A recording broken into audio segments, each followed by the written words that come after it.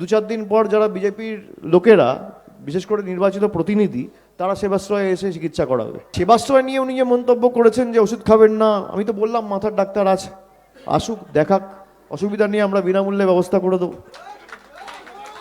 শুভেন্দু অধিকারী কি বলল, উনি যে মন্তব্যগুলো করছেন, আমি জানি না ওনার বাড়ির লোক এই মন্তব্য নিয়ে ওনার সাথে কথা বলেছে কিনা, কিন্তু সেবাশ্রয় আপনি দেখবেন দু-চার দিন পর যারা বিজেপির লোকেরা, বিশেষ করে নির্বাচিত প্রতিনিধি, তারা সেবাশ্রয়ে এসে চিকিৎসা করাবে।